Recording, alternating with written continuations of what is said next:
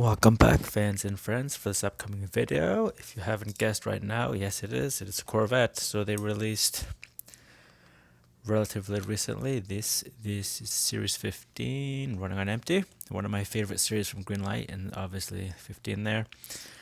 And it is the 2022 Chevrolet Corvette C8 Stingray Coupe. And it is advertising Adams polishes. As you can see there, the can for the spray. We have the usual stuff there, 14 plus 164 scale, die-cast metal chases, and the French version of that, as well as contains one die-cast vehicle. French version of that, so looking for the limited edition number, I believe. Well, let's get a better look at it once it's out of this package. The reflections make everything hard to see. I do like the paint job on this one. So there was a couple of them on the shelf, and you see the red lines there. So it would be mimicking this one here. It was not lined up, so I just chose the one that was lined up the best. And so this is the 2021 Chevrolet Corvette C8 Stingray. So unfortunately it does not say coupe on the end there, so we will again see if they include that last little part. Once again, more detail is always better. And we can see there it's GL number 202, and we will be seeing if that matches to this. So I really did like this one. In fact, if nothing but for the paint job, I thought it was superior to this. And this one is the Chevrolet C8 racing version of the 8th generation of the Corvette. And this is a Hot Wheels Premium. Their Team Transport series. And I just didn't think this one was just as good. It does have some good things about it, but it is just not quite as good. Plus it's almost the same price as this, which was the Greenlight running on empty. I believe it's the Series 11 or Series 12, and it appears to be nearly exactly as this one is. So cutting myself off, we'll just go right to the back before we get it out. And as you can see there's the Greenlight running on empty. So the sad thing about this is Impala SS, I believe I have the vintage car ads version of that. But we can see here where they've actually put two of a nearly identical vehicle, except for this one's Mr. Bardall, and obviously this one is Adams polishes. Ford Mustang is obviously re-release. I do have another Mach 1. I believe the 2020, it is the blue one. And then this one here, I honestly thought the SDP was the one that I had, but it is, I believe, the reverse colors with the blue and black instead of the red and black. And then the Mustang, 1982 Ford Mustang GT from Texaco. I've done a few of these from the Hot Pursuit series, so I don't know if I'll be getting. I didn't see any of the other ones on the shelf, so the only one, like I said, was this one. And unfortunately, Greenlight has done that thing. They have so many other vehicles to choose from, but they chose to re-release this. Once again, running on empty, I think is one of the nicer looking ones. You can leave it in the package or take it out. They just look really nice because the colors are always different between the entire series. And you can even get certain ones, like I brought it up with the Ford Escorts, where they can make a single car look very different and very nice. So, as I believe the previous C8, I don't see any issues with the wheels, which is nice because Greenlight likes to make a huge mess of the wheels and the tires. So as we can see there, the brakes do spin with the wheels, so that's just a simple policy of having everything really low cost. And we can see there the 229. I forgot about the limited edition / date of production, and it's exactly the same. Oh, and just to cover quickly, these are the sponsors usually. Goodyear for all the tires, and then Holley carburetors, SDP is an oil company. There's Texaco and Chevron, also oil companies with Gulf, and then GM, Ford, and Nissan, which are the only companies represented here. There's no Chrysler. Dodge Challenger or Dodge Charger would have been nice, but here we are. So we did see there the 1612 4-digit limited edition number, GL202, so exactly the same as that. The Corvette in the back there, and obviously they do not include coupe. You assume it's a coupe because it's 2 doors, but anyway. So the major thing I'm gonna say is there's a piece of plastic here, which I don't remember as being on. Oh, so that's what makes sense here, is the it is the convertible. Last time I had somebody bring it up that the engine deck pops out, it does not.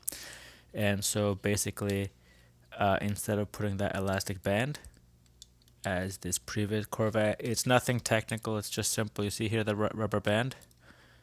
They don't include it no more. Sorry, anymore. The other thing too, and like I said before, it was brought up, this does not open.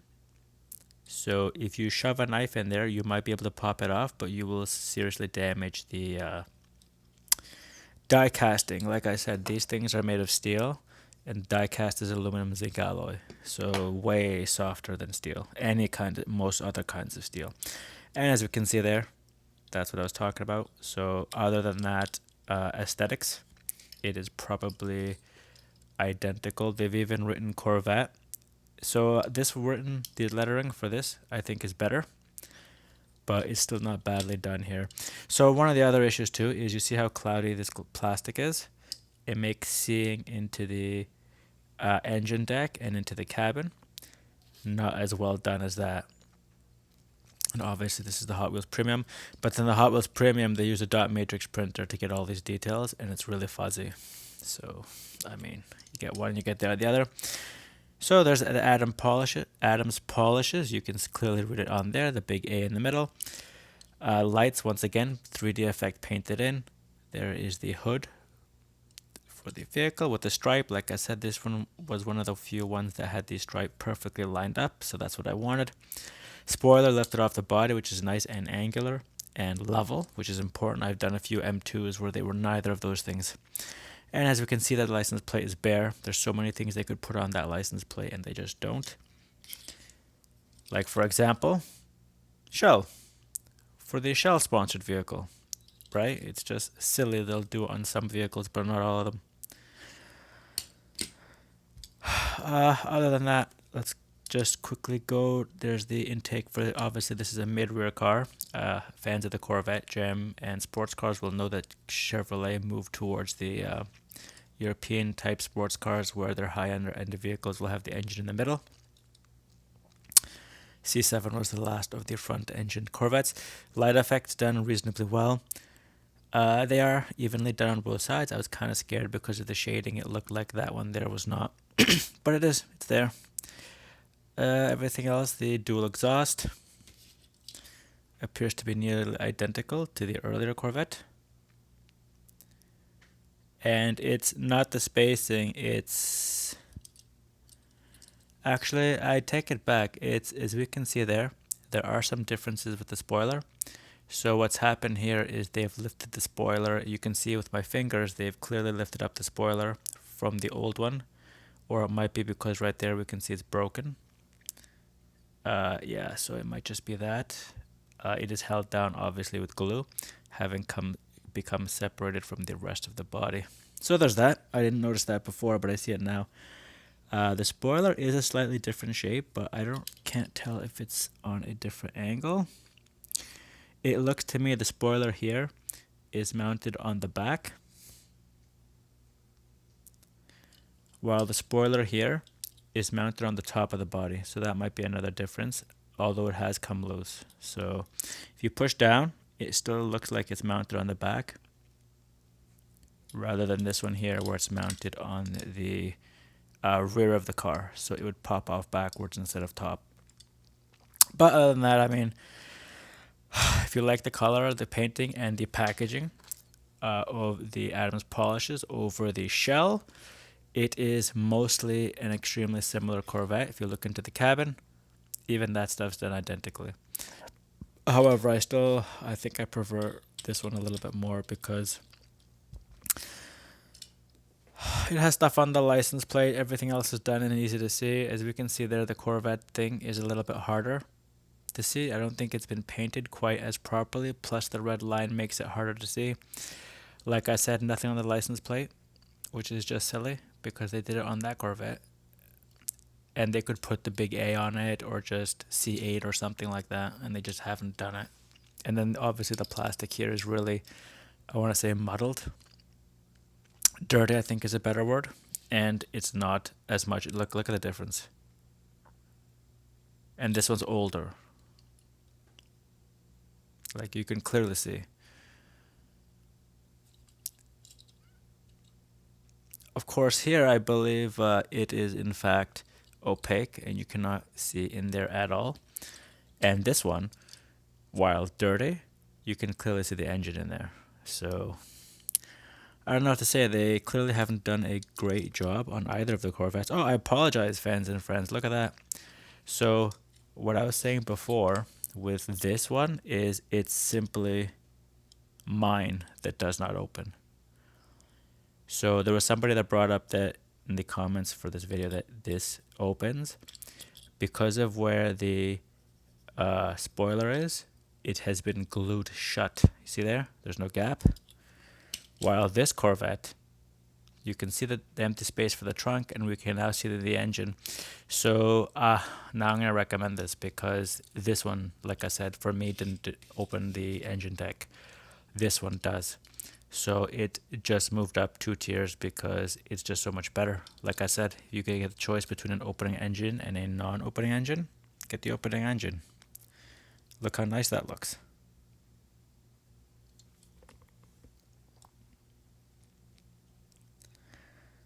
So, fans and friends, I'm sorry for the long video, but it is now, and we can see it there, what I was talking about, how nice it is. I'll probably have to clean that up, but this car now is way better, knowing that this opens up, because you have there the trunk space, you have there the engine deck, everything's there.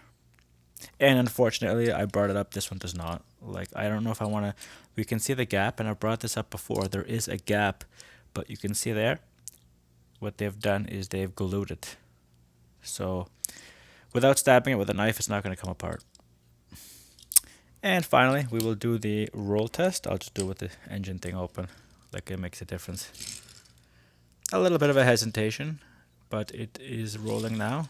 The other one rolls better. So, Series 15, worth it or not worth it? Now, because of that, I think it's worth it, just by itself. You get the trunk. I don't know if that's true, the space there, but on this model it is.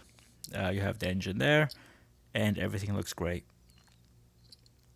So, fans and friends, this is Thomas from Toronto, bringing to you the Series 15 version of the 2022 Chevrolet Corvette C8 Stingray Coupe. A long name, but worth it.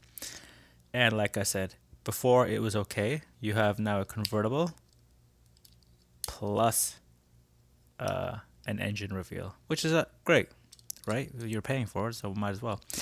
And like I said, you can clearly see the disgusting dirt and stuff on the plastic. Hopefully it can be cleaned up, and I will see if I will get to that later on. So, thanks for watching, and till the next one.